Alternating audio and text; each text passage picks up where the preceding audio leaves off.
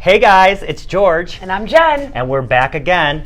So we had a little fun the week prior, and we asked you guys what you thought that you should ask us questions, and we will give you answers. We had so much fun with it that we're going to do this more often. Mm-hmm. So I went on my social, and I got some questions. There's been so much response to this that I was like, well, I'm just going to kind of throw it out there, not read a whole lot into it with my answers, so then that way it comes more as a surprise. Yes. So I'm going to go through just the list of questions that you guys asked me. So the first question on here is, how long should I keep my lipsticks? I have far more than I can regularly use and wonder if they are going to go bad. What's your response? Do a sniff test. Now, I have some when I worked for MAC 10 years ago, and I still use them.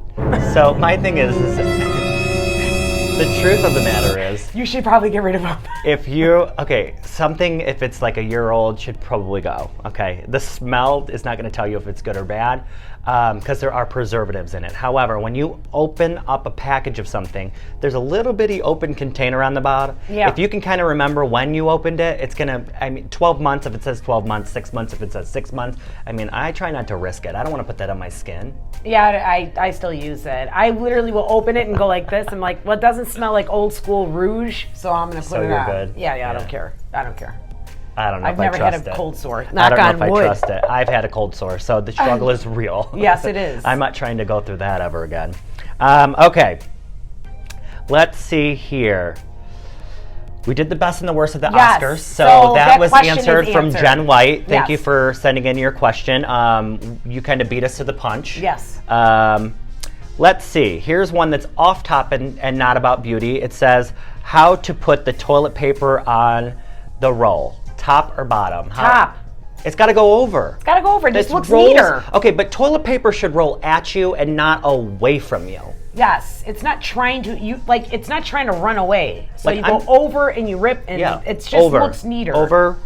And when on a cleaning day, I even fold it really nice. So that's what they do in hotels. Yeah. So if the hotels are putting it over, so should you. Yeah, it's the right way. Yes. So you have it right. Let's see. What else did you guys want to know? How do you choose the best color eyeshadow or liner for each individual?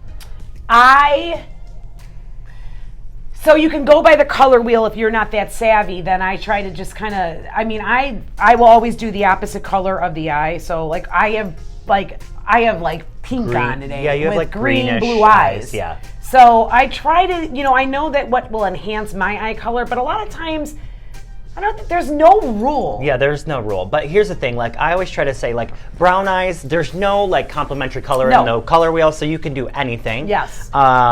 Let's see, if you have blue eyes, you can do blues, which aren't my favorite way to go, but browns accentuate.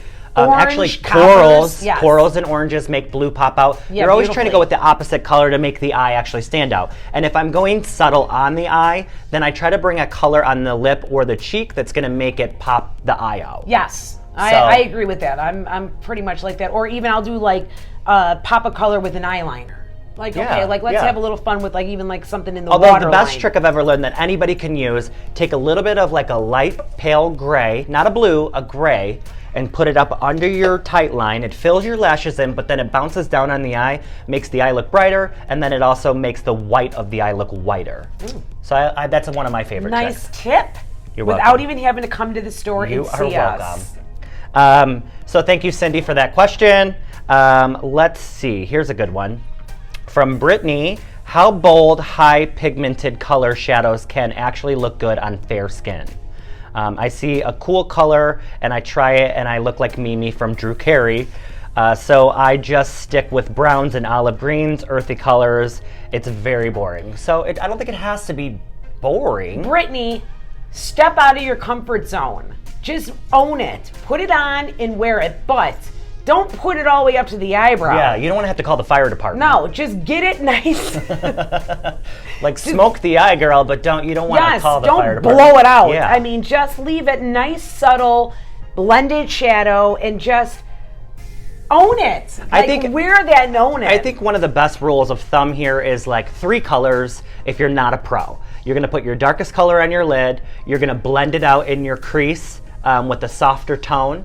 Even a bronzer can do this. Oh, I love a bronzer. I love bronzer for the crease. That's one of my favorites. Yeah, it's my because favorite. it's easy. And Most it people matches have one. like the skin tone. Like I have a bronzer. And then your lightest crease. color under the brow just to like accentuate the eye and show where the shape is at. Yes. But I'm like, I don't think it should be any more complicated than just that. No, it does not need to be that complicated. But thank you, Brittany, for your question. I hope that helps.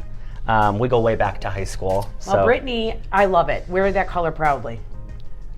Cindy, I'm not even going to answer your question because it's funny, I'll say it. Why do we park on driveways and drive on parkways?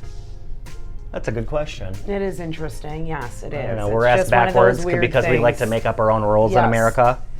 How can I tell my correct undertone? Once I have my undertone, what does that mean for picking out eyeshadow and lipsticks? So kind of going back to the beginning of this conversation, thank you, Emily, for your comment.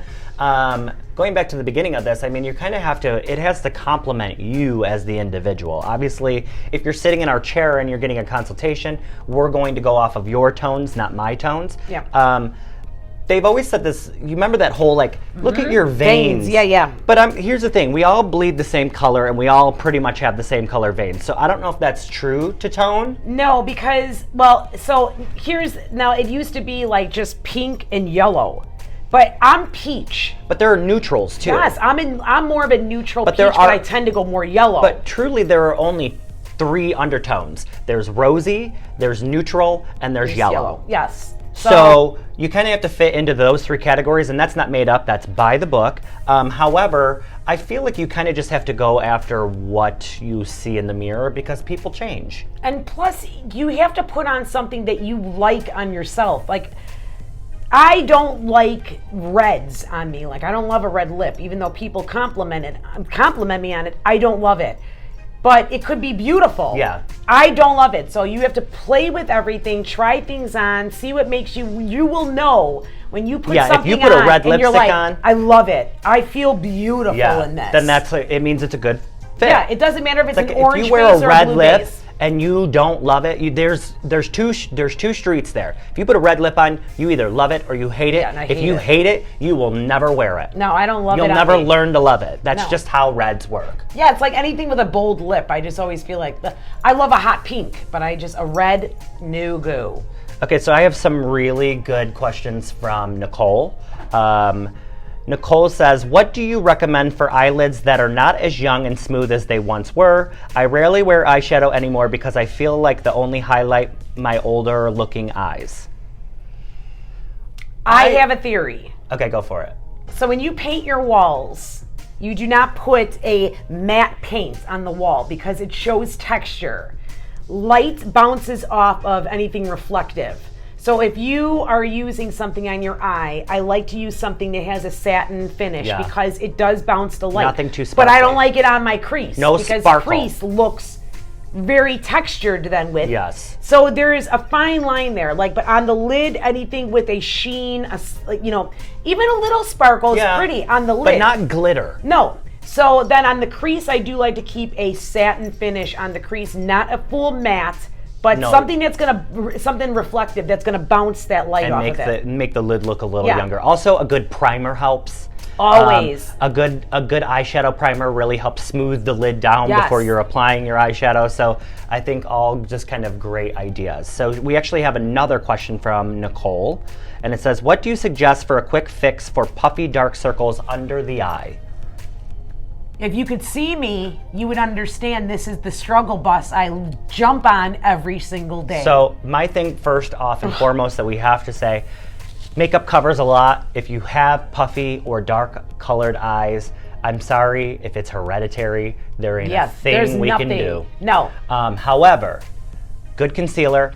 Yes. You want to set that concealer. A corrector. Because you don't want it to, a corrector. Yellow is going to correct purple. Oranges are going to correct blue. Yes. So using a corrector. Back to color wheel again. Yeah. It cancels out. It really does make a huge difference. However, try to do it in the lightest formula possible because the everyday girl doesn't want to wear a pound of makeup because there's not a camera following her life. No, and you can't go off of Instagram and YouTube because they really do load their makeup on. It is not realistic. I have to use a corrector and a concealer every day. I look way better in photos than I do in person, believe me.